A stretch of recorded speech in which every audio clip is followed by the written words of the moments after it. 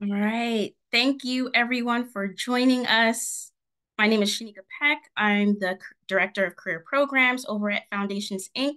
Welcome to our Beyond the Conference webinar series. Today, we have several guests from ProSolve, and we'll be getting started very shortly. But before we do, I want to give you just a little background information on Foundations Inc. We are a national education nonprofit located in Mount Laurel, New Jersey. And our mission is to improve the quality of education by building the skills of educators. So we work across the school day with after school programs, schools, districts, and states to create a brighter future for every child every day. So if you're interested in learning more about Foundations, you can follow us on social media. I'll go ahead and drop that information in the chat as well. You may already know us from our signature professional learning experience, the Beyond School Hours Conference, which is held each year in February. In 2025, we will be in Orlando, Florida from February 13th to 16th, and we'd love to have you all be our guests. Registration will be launching in April. And just so you know, this webinar will be archived on our website and YouTube, so you'll be able to access that later. Now I'd like to turn it over to Tiffany Conroy, Education Specialist in Strategic Partnerships and Grants, to introduce today's facilitators. Tiffany? Hello, everyone, and a warm welcome to today's webinar. Having had the privilege of meeting two of our presenters in person, I can assure you that their insights will make this webinar both informative and engaging. Now, let me have the honor of introducing our distinguished presenters, each bringing a wealth of expertise and unique insights to today's webinar. Travis Allen is the co-founder and CEO of ProSolve, a rapidly growing company at the forefront of educational innovation. ProSolve is dedicated to fostering a generation of career-ready problem solvers by revolutionizing teaching and learning through a unique learning experienced approach. This cutting-edge methodology focuses on providing hands-on experiences, empowering students to become career-ready, and build human intelligence in the face of advances in AI technologies. Dr. Michelle Ament is a passionate educational leader. Her career spans over 2.5 decades, during which she has been advancing K-12 education with innovative practices to ensure students are prepared with the vital skills necessary to flourish in their careers and beyond. She is committed to preparing students for the challenges of a post-AI world by reimagining and transforming our educational system through human intelligence. We also have Aman Sahota. He is the co-founder of Factors Education, previously EI Amplify. Factors was named the 2021 Canadian Educational Technology Startup of the Year and recently received an award from the Brampton Board of Trade for Business Excellence in Smart Solutions. Factors created the first ever conversational AI worksheet and survey, which educators are in complete control of. And last but not least, Dr. Nneka McGee is an innovative educator, researcher, and advocate dedicated to creating or promoting pathways that provide students access and opportunities to navigate a future driven by automation and artificial intelligence. As part of her doctoral studies, she researched the experiences of K-12 teachers implementing or planning to implement artificial intelligence in classroom learning environments. And now I'd like to turn it over to Travis. All right, good afternoon, good morning, everyone, wherever you're coming from. While I'm going to share my screen here and whatnot, feel free to continue. We'd love to know where you're coming from. Introduce yourself in the chat. We're going to be using the chat to take some questions, have conversations. So feel free to include what you hope to get out of the session today when you post there. So would love for you guys to participate and introduce yourselves. Very excited about this opportunity. Thank you to everyone at Foundations and to help put this on and allow us to come participate in it and share some of the thoughts and ideas and hear from some of the great people we have on the session today. A little bit about the agenda and what we hope to accomplish today. So I'm going to share my screen here. And, for what we're going to be talking about is I'm actually going to kick us off with setting the tone, setting the stage. And we're going to talk about what does career readiness look like in a post-AI world. We're going to be talking a lot about AI, but maybe from a different perspective and advantage today. And then from there, we're going to have a roundtable discussion with the four of us here today. And something I want to emphasize here is I did not call this a panel on purpose.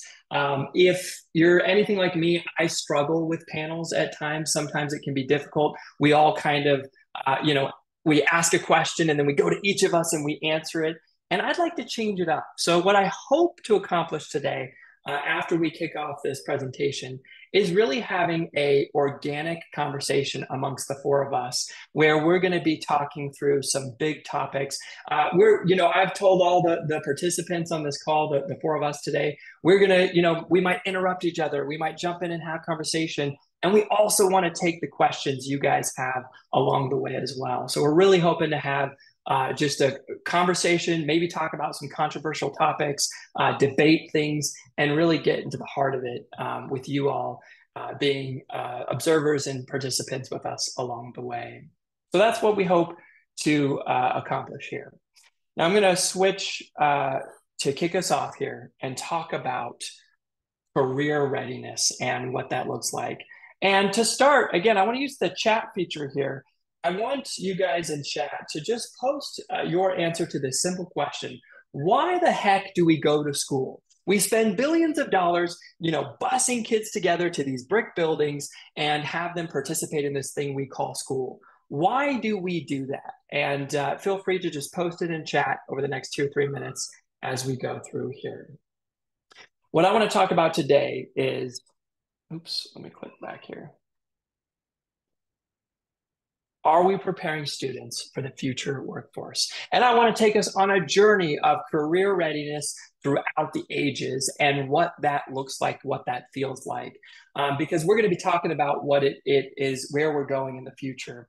And I really want to break this down to the past, the present, the future as we think about career readiness. When I talk about the past, I really mean for most of human history, what was career readiness? Well, the occupations that existed throughout time were things like farmers, craftsmen, tradesmen, soldiers, laborers, and so on. In fact, at one point, 80% of Americans were farmers. And so with that, what did it look like? What was necessary? To me, it boils down to physical labor. Your ability to physically do something was imperative to your survival in the workforce that you were going into. And that, that was essential. That's what you needed to enter that workforce. And education looked personalized. It had apprenticeships. It was experiential, right? If you were born into the blacksmith family, you were going to apprentice under that and experiment with it and become the blacksmith. The downside to that is it was very all about where you were born into. It wasn't very scalable. And often there was a wealth gap that created. So then what happened? We created machines to do the physical labor for us in the industrial age. And with that, the machines basically devalued physical labor as a form of currency, making that more affordable and having the machines do more and more of it. And I would argue that this ushered us into the present age of career readiness and what that looks like. And so when we think about the present, we think about the occupations being manufacturing, healthcare, finance, education, hospitality as some of the biggest industries. And the thing you needed to survive, to be successful, was knowledge, right? We have a saying, knowledge is power. If we can just get a 4-year college degree, we are guaranteed success in that workforce. Most of us might be thinking right now that's not quite the case anymore. A 4-year college degree does not guarantee success in the workforce today. With this era of knowledge, we created an education system that was equitable, standardized, and information-based. We more or less have had this education system for over 100 years that was really good when knowledge was the currency. Knowledge was the thing that we valued in the workforce, and we supplied it.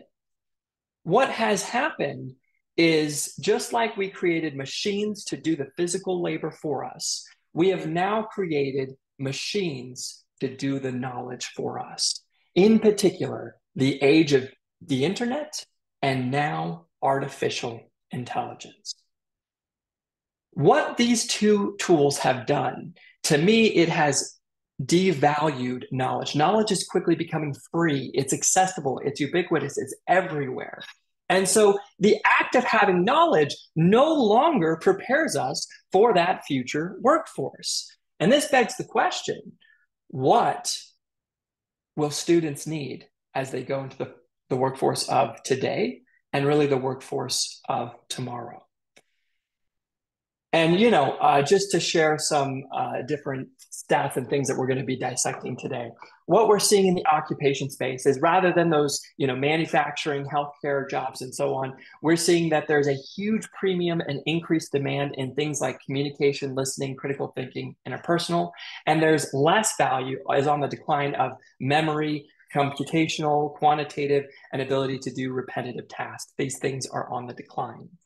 And what we argue is just like we went from physical labor to knowledge, we now must go from knowledge to human intelligence. Now, what do we mean when we say human intelligence? Well, for us, it's everything AI is not. It's the antithesis of that, right? It is what makes us uniquely human and what problems and skills can we bring to the table as humans that technology cannot bring to the table. Artificial intelligence is always going to be better at me than at memorizing information, right? It's going to be better at knowledge-based dissemination. And so what makes me uniquely human? And what skills can I bring to the table? And more importantly, how do we create an education system that is not having our kids try and compete against AI? That's a losing battle. AI will always be better than me at writing a 5-paragraph essay. So it starts to beg the question, how do we build an education system that can thrive and build career-ready students in a post-AI world? And that's what we're going to talk about a lot today. And, maybe one of the last things I just want to share before we shift gears here is when we think about human intelligence, we've seen good educators do this for decades. Technology is not required to build human capacity and human intelligence. And I think that's the main reason why we want to focus so much on the pursuit of human intelligence, not the pursuit of let's put a bunch of technology in the classroom. When we talk about this human capacity, human approach, we're talking about the soft skills, the social and emotional skills, the ability to think critically and apply that in a creative way to solve complex problems, partnered with artificial intelligence and technology along the way. So this is what we hope to see and experience when we think about developing human intelligence. Now, what I want to do is I'm going to shift gears here to a discussion amongst the four of us. And I'm going to be participating in the conversation, but I'm also going to be moderating, making sure we're keeping the conversation going and changing topics from time to time.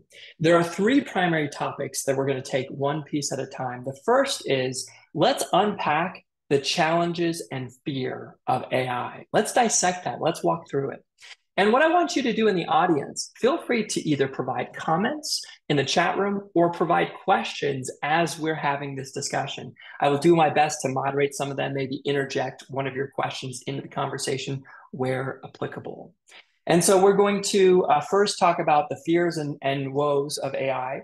We're then going to explore the future of work. What is happening in the workforce with the wake of consumer level AI?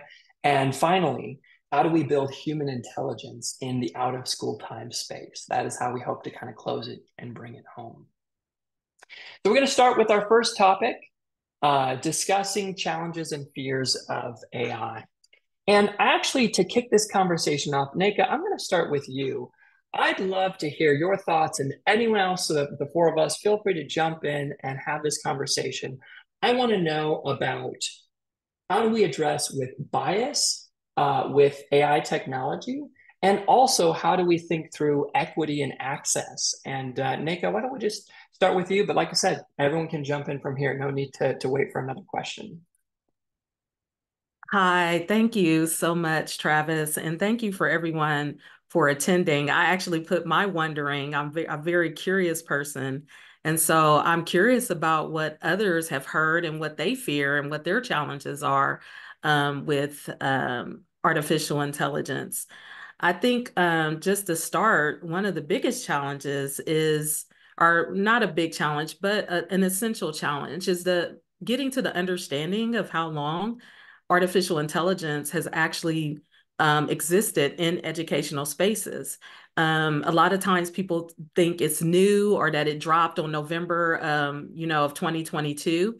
And actually AI has, been in systems, ed tech systems for a number of years. And a lot of times I think that with fear or familiarity will minimize fear. And so if we gain that understanding, that's that first hurdle that sometimes we have to cross. You mentioned bias and access and opportunity. And one thing that I always like to say about access is, many of us who are, linked with school districts, I know this, a lot of our attendees today address after school programs. I oversaw 2 ACE programs in districts I served.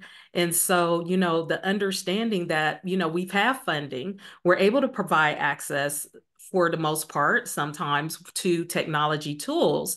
However, if we are utilizing, and I'm going to stick with generative AI because that's what most people are becoming familiar with.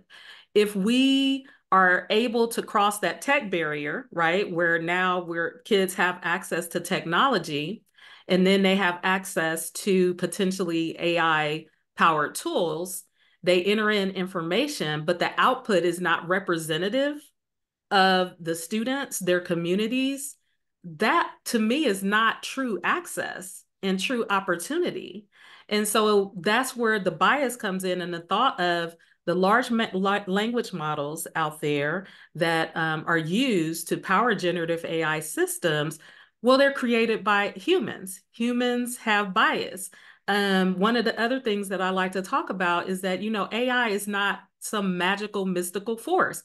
It is math. It is complex probability running through our systems. And so, understanding who is created by, how it's created, and understanding that we as educators and those who serve the educational ecosystem have a lot of power to ensure that what our students are exposed to can not have as much bias that are in those systems today, I think can go a long way. Yeah, I've been working with some superintendents on creating policies in their districts right now for AI. And the thing that keeps coming to the surface, just to kind of add to what you're saying, is, the policies we set will either encourage and create a future in which we actually have more equity than we've ever had before, because if we can get these phenomenal tools in the hands of all of our students, it's phenomenal at what it can provide and do for them. But at the same time, if we create the wrong policies and decisions right now, then what we might experience is a further divide, a even bigger divide of equity of those that not only have access to the tools, but those that have access to the knowledge and knowing how to leverage the tools to grow and benefit and solve problems. Well, and with those policies, it's, how long can we wait? I mean, a lot of districts are, if we're waiting for policies, and a lot of districts are waiting for state guidance. And as of today, I only know of I believe 7 or 8 states who've actually provided that guidance. However, we do have teachers and educators and students using these products. And so in terms of another challenge, how do we meet that moment and ensure that AI is used safely and responsibly for students and teachers, particularly when it comes to the protection of student data? And I know we'll get into it, but that's another thing that concerns me. Cool. And I do notice that Brooke here talked about discerning truth and fiction. I don't know if someone wants to tackle that, but that's definitely a big challenge. Well, I'm glad you brought that up, Nneka, because that was something I was thinking about as you talked about access and equity being so important, but so is the output and the truth versus fiction from a culturally responsive pedagogy.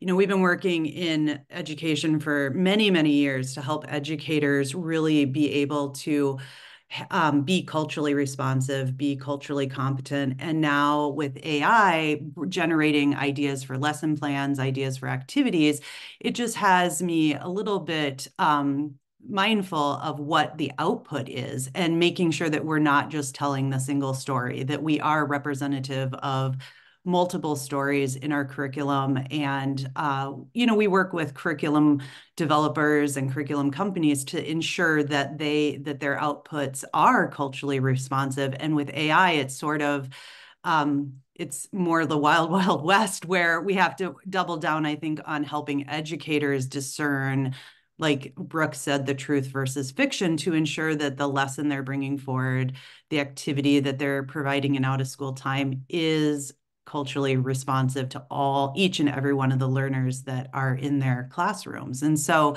I think, when we talk about policy and AI literacy on appropriate use, I think we need to elevate just that ability to really critically analyze and think about what the outputs are, and make sure that we're able to discern for that bias and make sure that it's serving every one of our students. Because, like we've all elevated, it does have a degree of bias. And I think I just get afraid that we could be reinforcing poor practices with the use of tools like this.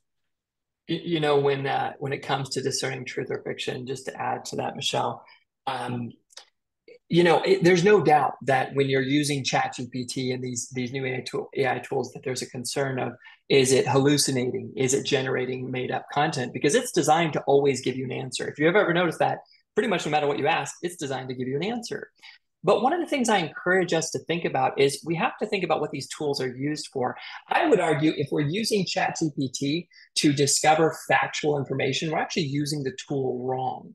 In my opinion, Google and other tools are actually far more better at finding definitive answers. If I want to know, right, who the 15th president of the United States was, it'd be far better not to use ChatGPT for a question like that. And this is the first thing I see people do. They open up ChatGPT and then they use it the same way they use Google, not realizing that it's a very different tool. To me, when we're using the AI tools correctly, it's about a creative brainstorm partner. It's about generating new ideas. It's about taking knowledge and facts that I might have and doing something really creative and cool with them. And so I guess what I'm getting at is, if we're using it in that way, I feel like there's a little bit less concern of the factual information. Although, if you didn't see, ChatGPT, I think just last week, added a new feature, sourcing. Every time it gives you an answer, there's a little button that says, go find where these sources came from and where it got this answer, which I think is brilliant that they added. Yeah, and just to jump on and add to that, I think one concept that hasn't really been spoken about a lot is constitutional AI. I'm not too sure how many people are aware of constitutional AI, but pretty much instead of having reinforcement learning, which is essentially what OpenAI AI and ChatGPT focus on, where a human gives the feedback to the algorithm, letting them know if the answer is correct or if the answer is relevant. And the average sum of these answers are really given to the AI to say what the best answer is. But with constitutional AI, it's pretty much like the Constitution of the United States. There's a set of principles that the AI must operate by. With OpenAI, it actually started as a not-for-profit and transitioned to a for-profit, which is a bit scary in my opinion. And having a lot of these AI edtech tools implementing OpenAI, they don't really have an open constitution of what the principles are that the AI is operating under. A good article that I'll share is actually from the CEO of Anthropic. Anthropic was developed by the senior former member that was a part of OpenAI that didn't really believe in the safety of OpenAI and the transparency that they had. And with that, I feel like Anthropic is really at the lead of safe and regulated AI because they partnered with a third-party security provider, which is Amazon Web Services, in order to ensure that no data is being used to train the model and ensuring that student data privacy is being maintained. So I'll share a bit of that in the chat, but I really feel like people need to look more into constitutional AI and look at the principles and make sure those principles are open to the public, because OpenAI and generative AI was created as a not-for-profit, but what happened then? It changed to a for-profit, and now it's looking to maximize profit. So how can we implement principles and have transparency within these companies while maintaining their value if it's going to have such a large impact on society, and especially around issues like equity, bias, and those can only be addressed by having the sources open and the principles that are open. So highly recommend everyone look into constitutional AI, and I'll share few resources in chat there as well. Thank you. One of the things that, I definitely want to, and I see Jeff's comments, and so I definitely want to piggyback off of what I'm hearing and what I'm capturing is training in AI literacy is essential, because as Travis mentioned, and this, going back to when ChatGPT was introduced, it was the rage, and there were a lot of perceptions out there, misunderstandings of how it was used, and many people in positions of saying, well, I'm an AI expert, but then the information they were providing and training was actually not the best practices that people have been using. Like ISTE at that point have been doing an AI for education training for about 5 years up to that point where it was established. And so I think that that's the appropriate training for teachers and other educators that are serving students, like in the after school and out of school programs, is essential, so that we do understand, like, what are the, when is the best time to use particular products. And then just expanding beyond ChatGPT, because that's another misconception that is so pervasive, that ChatGPT is the only artificial intelligence out there, when there are dozens and dozens of programs that are available to use. And I think as we begin to have, to advocate for the best practices in training for AI literacy and AI education, that's going to help us rise above many of the fears and challenges that we currently face. Nick, I want to maybe give a slightly different perspective, because I don't necessarily disagree with what you're saying, but I have kind of a different mindset on how to approach developing both our students and teachers on literacy around AI. My biggest challenge, so I've actually been in the space for 15 years. I started when I was 17, and what so much of my focus was on for the first 5 to 7 years of my life was go one-to-one tablets and Chromebooks. If we could just get every kid a device and train them on how to use it, life will be great, the world will change, students will be ready. Fast forward, we have achieved it. We have achieved one-to-one in most school districts at this point, and nothing's changed. And so much of my journey in that first few years was about, let's train on the top 10 apps and how to use this software in effective ways. And then what would happen? The apps would change, the technology would change, and teachers would be at a loss. Well, the thing I was trained on last week is not relevant anymore. That is being expedited in ways I've never seen before with AI. It's literally changing by the hour, the things that are out there and the things we have access to. So the only thing I would maybe add on to what you're saying, because I agree with you, the literacy is important. But what I would love to see more of is, rather than teaching the tool, inspiring and teaching the outcome. So give problems worth solving to students and teachers that are going to be solved through AI along the way, right? Here's a lofty goal we can go aim for. And then, by the way, how are you going to use whatever AI tools that exist today to go solve that? One of my favorite quotes is, if you want to build a ship, don't drum up people to collect wood and assign them tasks and work, but rather teach them to long for the endless immensity of the sea. And so if we can instill that desire to build human capacity and human intelligence, and we can focus on go solve really hard problems and experiment and use AI wrong until you get it right. Like try until you figure out. I'd love to see both. We're teaching them that literacy, but we're also giving them problems worth solving along the way.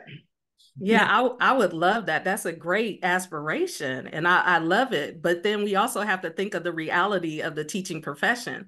And, beyond the aspirations is the amount of time available. And the other fear of, I would love, and in my, the districts that, I served and the programs that I led, it was great. Yes, giving teachers the time and the safe space to explore and fail and do all of those things. But in the average, kind of cycle of a teacher, we have to learn, whether it's our scope and sequence, our, standards, and our curriculum, and how we're going to provide that to students, along with all of the other things that we're required to do. And then the time is minimized. And if we do explore and get something wrong, or quote unquote, the kids don't pass the test, then we're in a position where we could lose our career. So the aspiration is great. And I would love to get to, a space and place where those things are married. And that's what I've advocated for. But I also have to recognize the experience of what our teachers are facing. And so I definitely agree with you, but I have seen the landscape and, doing the presentations, which is last year, I did like about 40 of them. And what I'm seeing in the space is misinformation about tools, misinformation about things like ChatGPT, misinformation about tools, misinformation about can we use these with kids, and actually misusing them with kids because we're not following proper regulations. And so we have to have the literacy, in my view. We have to start there and start with that information base so that we get it right.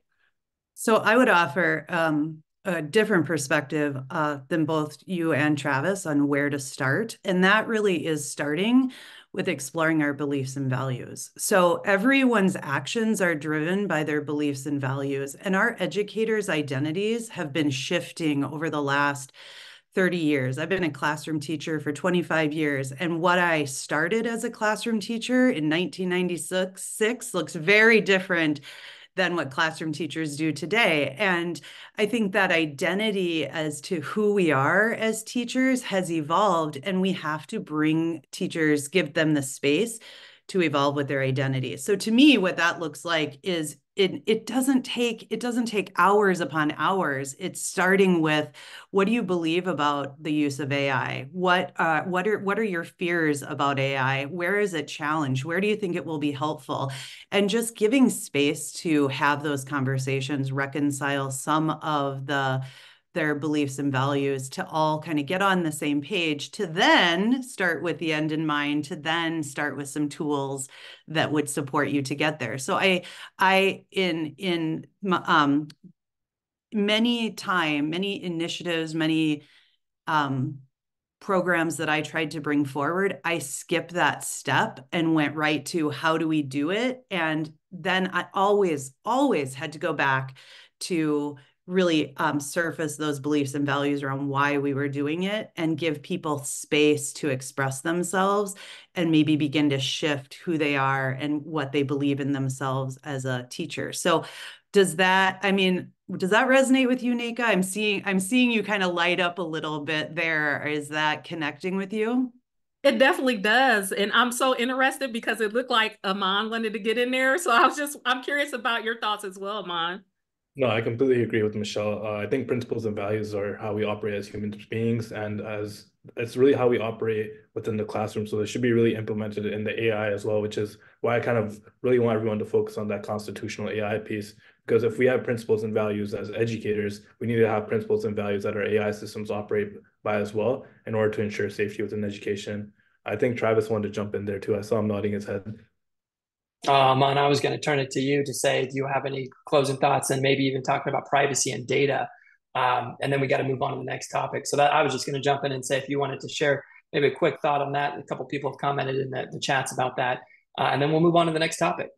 For sure. I think one of the biggest things is ensuring that none of the student data is being used to train the models. That's been one of the major concerns that I've heard. With open AI, I know some people are saying that you can do it through closed environment, but there's no third-party accountability that's going on there. No one can hold OpenAI accountable, which is the reason why I was started as a not-for-profit in the original place, because there's so much power that can be leveraged with OpenAI, and it can really change, again, the equity, the access, the bias that we have. Now, with constitutional AI and opening those principles and those values up to people, having third parties being able to ensure that the data is not being used to train the model and data is being kept in-house is the most important thing for education, because we all know how important student data is, especially within education. And sometimes data could be entered with personal identifiable information, which is so secure without even people realizing it. And you have to make sure that the AI is not using that data to train the model. So I'm kind of an advocate for Anthropic and AWS, because they really combined their forces together in order to ensure that there's safety around using AI, data is not being used to train the model, and they have an open, they have all their constitutional principles on their website, open and available to others, where OpenAI, they don't really have that same transparency. I still use OpenAI, ChatGPT, but I am very cognizant of not putting any trade secrets as a co-founder, making sure I'm not putting any personal identifiable information or any student data within the platform. But we really got to make sure that we're focusing on the principles and values, like Michelle said, and ensuring that our AI and our educators are leading by those principles and values. And I just want to add one more thing, because this is going to be important, because again, I know we have directors on here who run different programs. They're, different companies that, are vendors of AI powered products might be coming to you. Some of those products are just wrappers that are basically Chat GPT, which means that the terms of service that apply to OpenAI may apply to that wrapper. And so you really need to interrogate the reality of these different products to have an understanding of what large language model that they use. And then also, are they just OpenAI wrappers? Because that's going to make a difference in terms of the terms of service and the data, student data, and even if students are able to use it without certain parameters. So just one note of caution. Yeah, and I wanted a quick comment on the other skins, the bots of ChatGPT, just so everyone is on the same page here, right? There's ChatGPT is like a expert in none but jack of all trades. It has the entire internet fed to it. And now we're seeing thousands of microbots, bots that are using ChatGPT technology, but experts in very specific things. And it really is a game changer. I think that's what's going to innovate and change education and really change the world. It's the microbots that get built off of these platforms, not ChatGPT directly itself. We'll talk about that more in our next segment, where we are now going to talk about exploring the future of work. What does work look like today in an AI world? And what will it look like as we continue down this path with technology? And Aman, I actually wanted to start with you on this one, given that you're in the workspace with this. And want to ask you to kind of kick off the conversation with, what are you guys currently doing, or what are you seeing other companies using AI for in ways to create efficiencies, scalability, and higher yield outputs as companies? 100%. Thanks for that, Travis. And this is probably the topic I was most excited to talk about, to be honest. Right now, what I see is there's huge opportunities for individuals to become entrepreneurs and scale their own businesses with a lot less resources.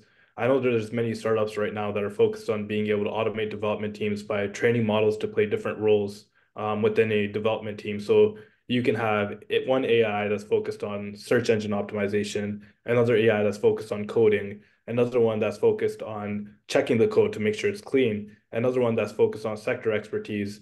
And then you can essentially link these AIs to have reinforcement learning and to be able to critique each other based upon their expertise.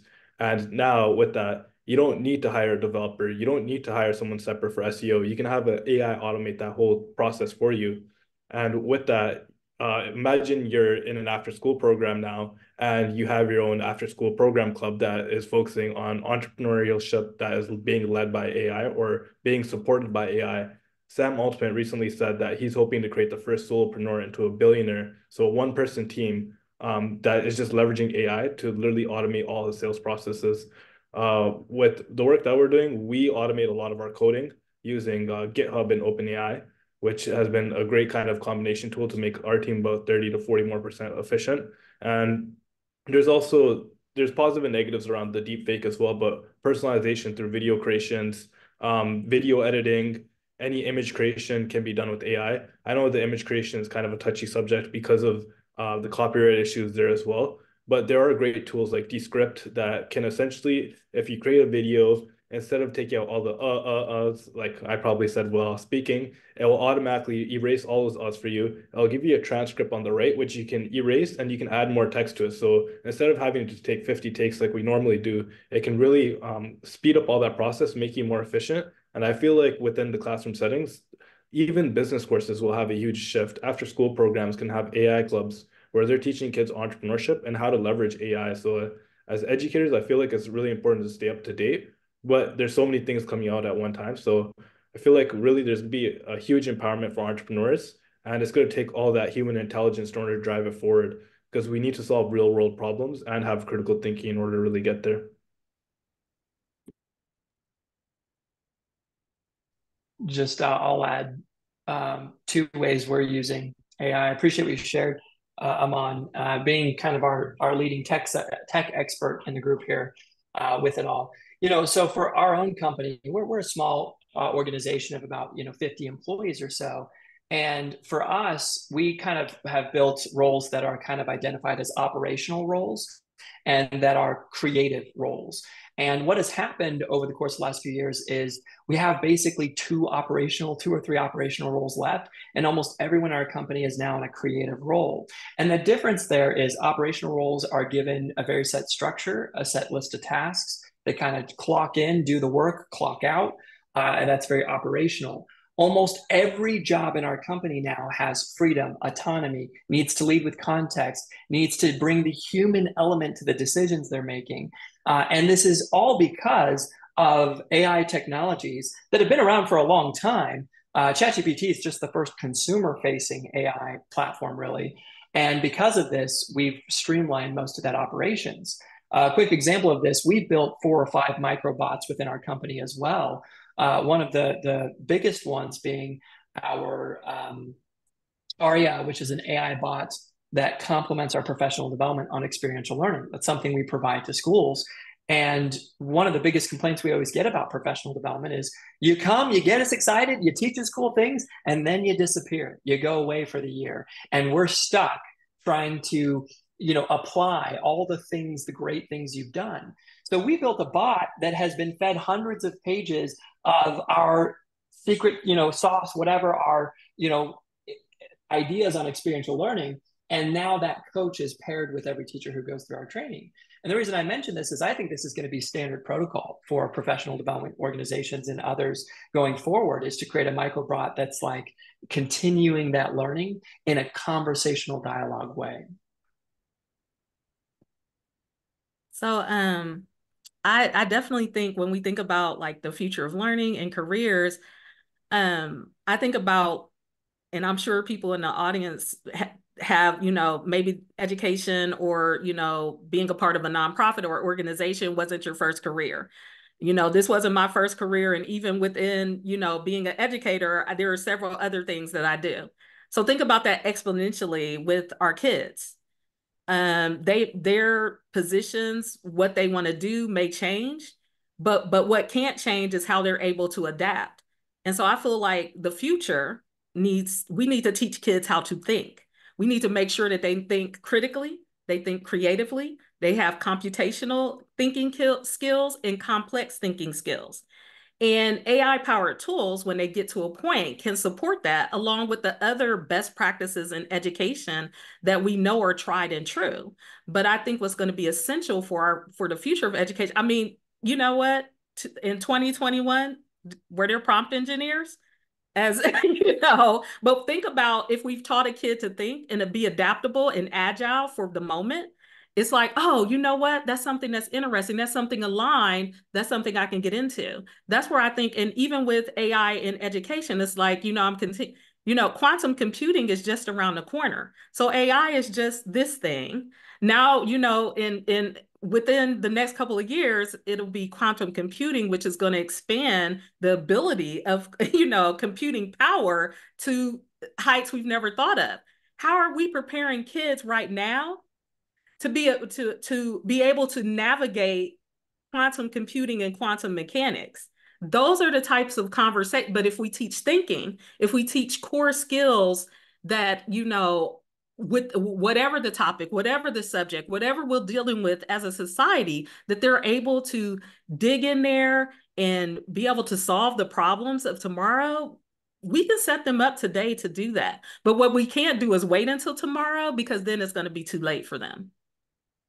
I agree with you 100% there, Nneka, because I think about when we think about human intelligence, as Travis talked about in the beginning, we define that as being able to collaborate, communicate really well, think critically, all the complex thinkings that you just outlined, and also be able to creatively problem solve. And I think for many years we've been focused on that, but now it is time to really expedite that to an even greater level. This happened to me last week. My daughter came home for spring break. She is a sophomore in college, and she is studying to be a natural resource technician. And she has like her capstone project for this year. And she has to choose a site that she wants to develop and study natural resources with a wildlife species. So you can imagine, I mean, this is like a real world project that a natural resource technician would do. And she was stuck. She was, I don't know what to do, Mom. I don't know where to start, because she really hasn't been taught how to learn or how to find her own answers. She said to me, I just want them to tell me, what do I put on page 1? What do I do on page 2? What is the formula of how they want this project delivered? And it just kind of struck me that at her, like when you mentioned it's too late, like now I'm here trying to help her as her mom to be confident, to have agency that she can do this project without everything spelled out for her. But it gives me great panic for that generation head into the workforce, where everything has really been laid out for them, spelled out for them. Here's the answers you need to provide, and be kind of in that standardized mode of learning. Here's the knowledge, now give it back to me in this prescriptive way, where all of a sudden that isn't what the future of work looks like. The future of work is much more open-ended, especially when knowledge is ubiquitous. All of our information is at our fingertips.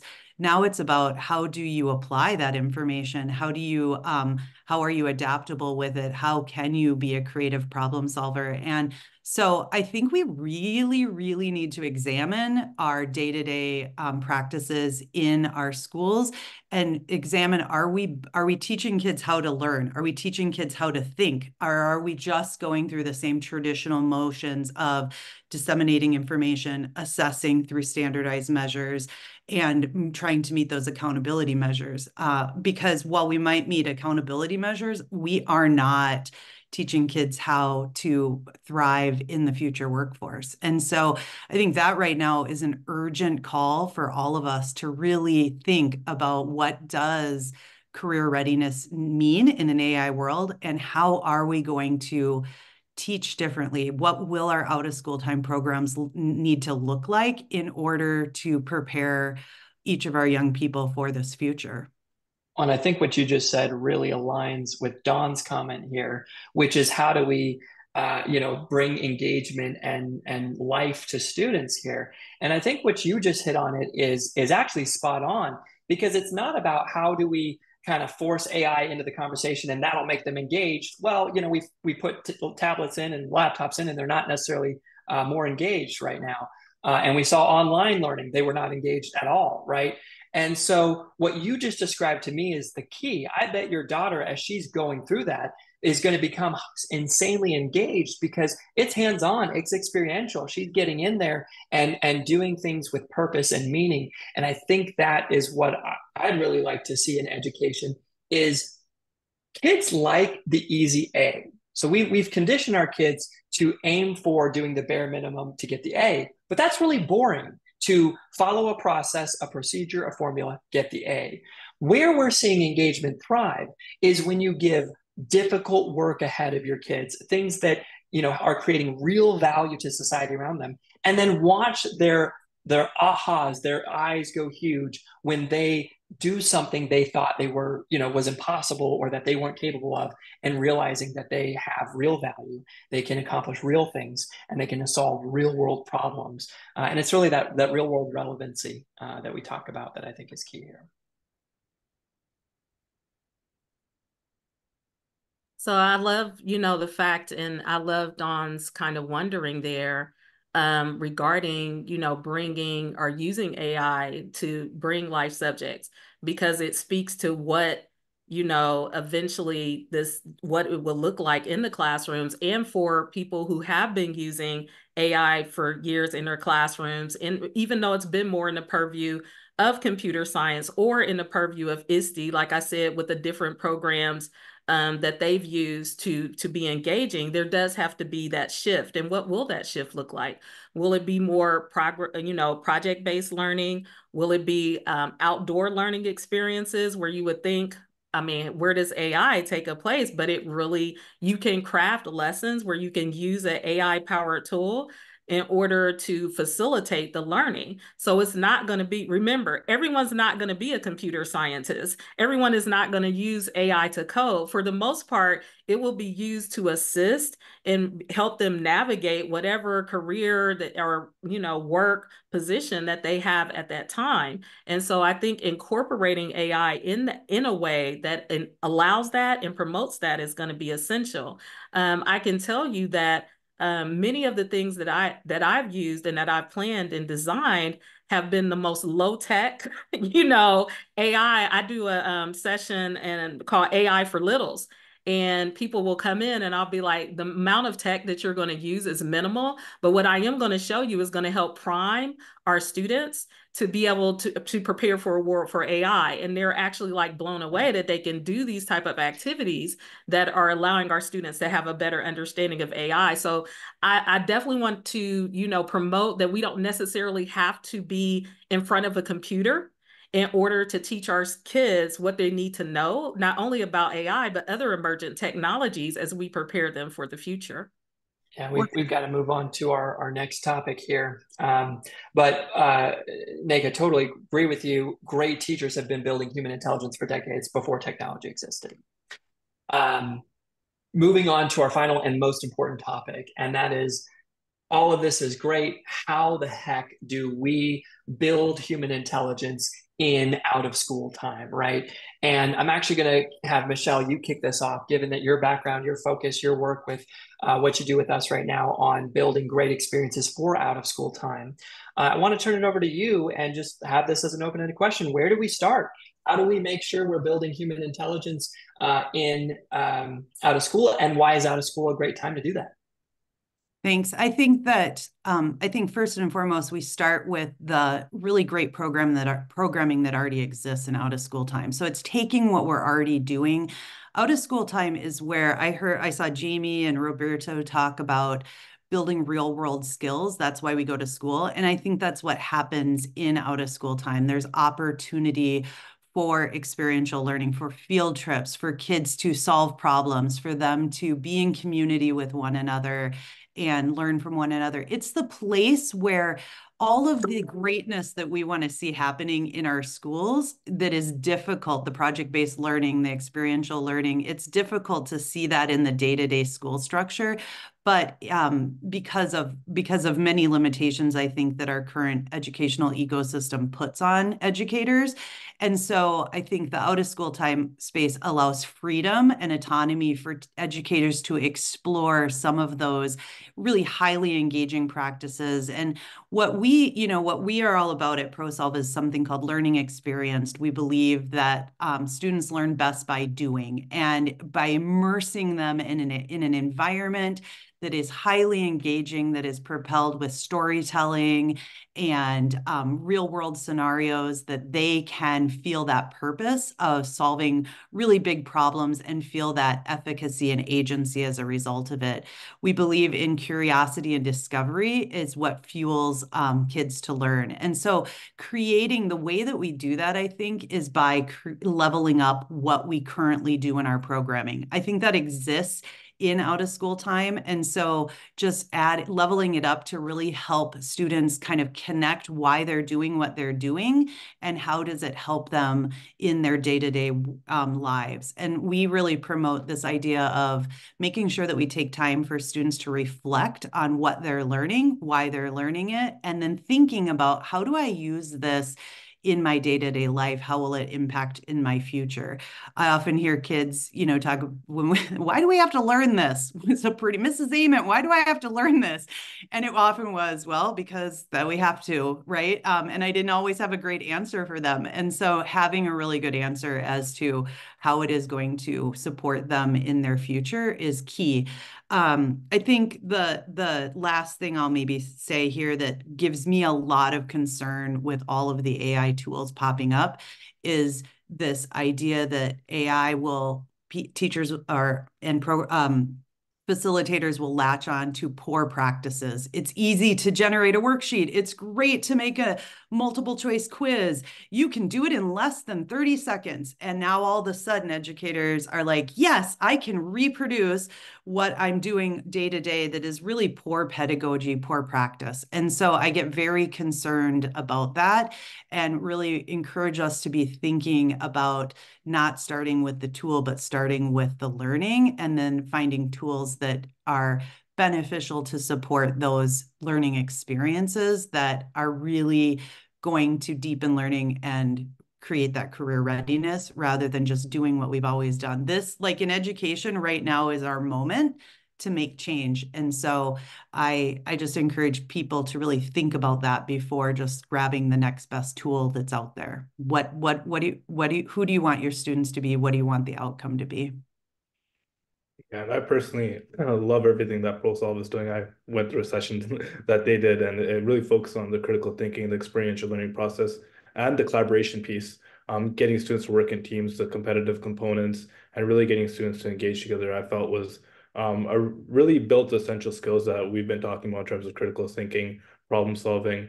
Now, building human intelligence with AI during out of school time, it will really allow for more personalization, but also more one-to-one support. Before, in order to understand students' needs and their academic levels, you either had to do a survey or you had to get them to fill out a test or a worksheet, and you had to go through all that time of compiling that data or and giving that feedback. And number one, this was really a static interaction between the student, pencil, and paper. And then it would take the educators loads of time in order to go through all this, give them feedback either in days or in weeks. Now with AI, we can really understand students on a deeper level, learn more about how they feel about access and resources, and also personalize the learning experience based upon their career, interests, and identity. Also, getting AI to differentiate learning will really save the educators a lot of time and can help support and nurture students academically, emotionally, and prepare them for the future of the workforce. So I want to give everyone, it's a activity that I do. And when I plan curriculum support and resources and instructional resources, I like to keep it simple, particularly when starting out. So this is something y'all can actually do today. And so all you need is some paper plates and some markers, okay? And you're going to need a picture. And if you want the picture, let me know and I'll give it to you. And you can say, we're going to draw a face on a plate. Do the instructions, draw two eyes, draw a nose, draw a, mouth, right? A smile. And then you could say, what if we took all of these plates together, right? Because you hold them up, they're all faces, they look different. Now, what if we got all these plates together and used it to train a model to say, when you are given these instructions, this is what a face on a plate will look like. This just gives an introduction to artificial intelligence that it's so simple, even a generative AI chatbot can do it. Well, I entered in those same instructions into ChatGPT, and guess what? It came out with no nose. So that is a great reminder of that. It's always important for the human. They call it human in the loop. I like to promote educators in the loop. It is always going to be essential to have that human at the end of the tech, whether it's AI, whether it's, whatever ed tech out there. This is why I so enjoyed, and when I was told, like, human intelligence, what a time for us to bring humanity back into the classroom, to get away from testing culture, to get away from desk and roles in classrooms, to really dig into and have our kids experience what true learning and the enjoyment of learning. I mean, it's so exciting to be in this time. And so I just wanted to give a real world example, and hopefully y'all can use that if you're interested in it. Well, Nneka, I think I totally agree, right? Not only is it exciting to be in education right now because of all these things, but to me, it's even exciting to be in the out of school time. What I've seen in the space happen, over the past few years is most administrators, educators all agree with this concept of we need to do something different. The current education system is standardized tests. They're not preparing us for the workforce of today or tomorrow at this point. And while we all are having that conversation, it feels like we can't make innovation and change during the school hours. It is so rigid. It is so structured. It is so painfully difficult to innovate in those hours we're given, that where I'm seeing all the innovation flock to and where we've been obsessing over is the after school summer programs and things like that, because it is the space where I had a superintendent literally tell me that. They're like, well, I know this is good for kids, but we can't, there's nowhere it fits in the school day. And so we're going to just focus on doing it after school and summer.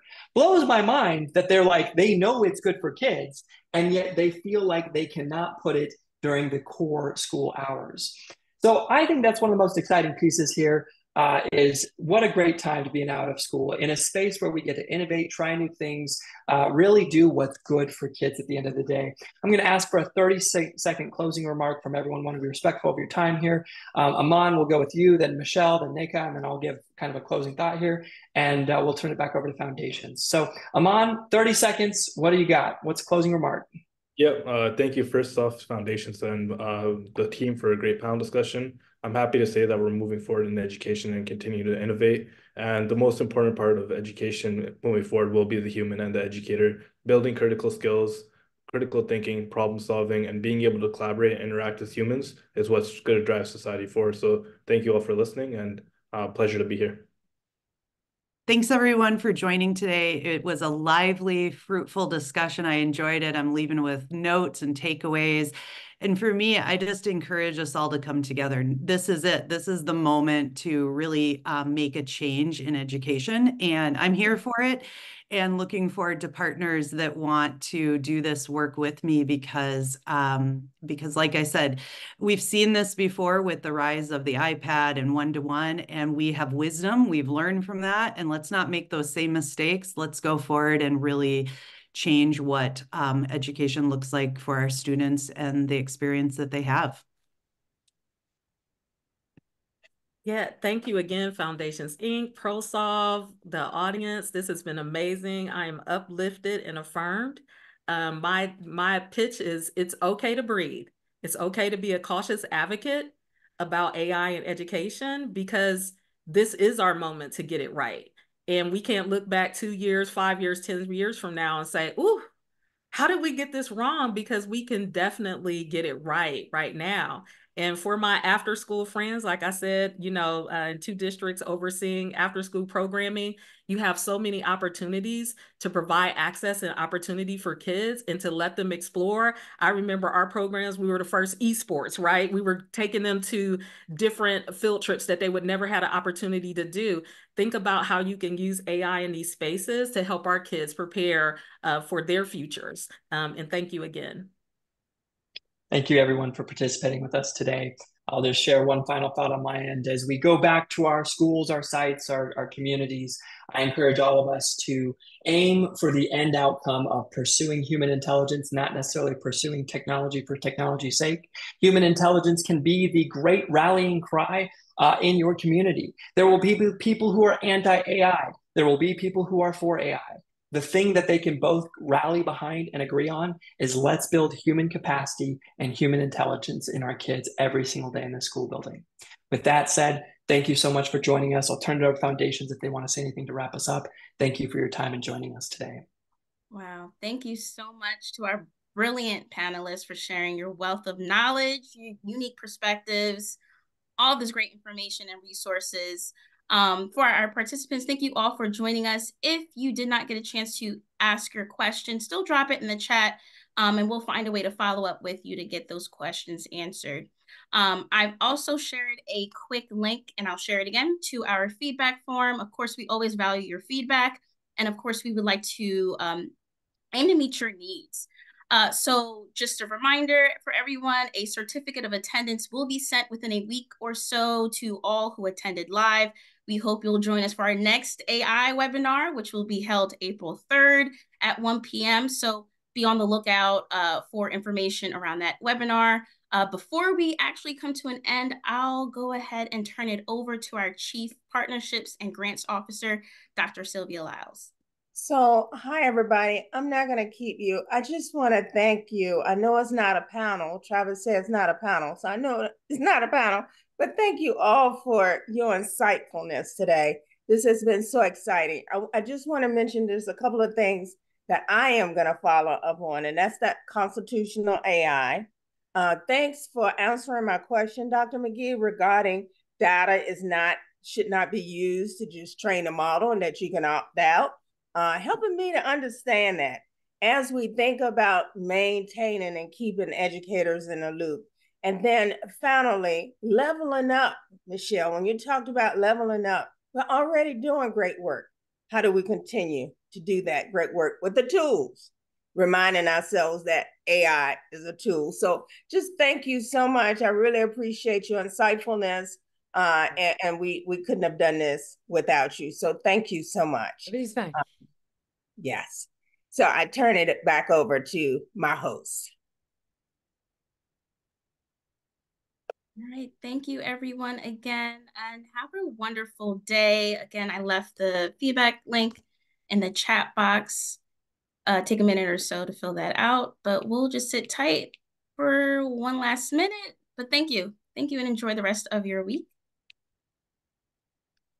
Take care, everyone.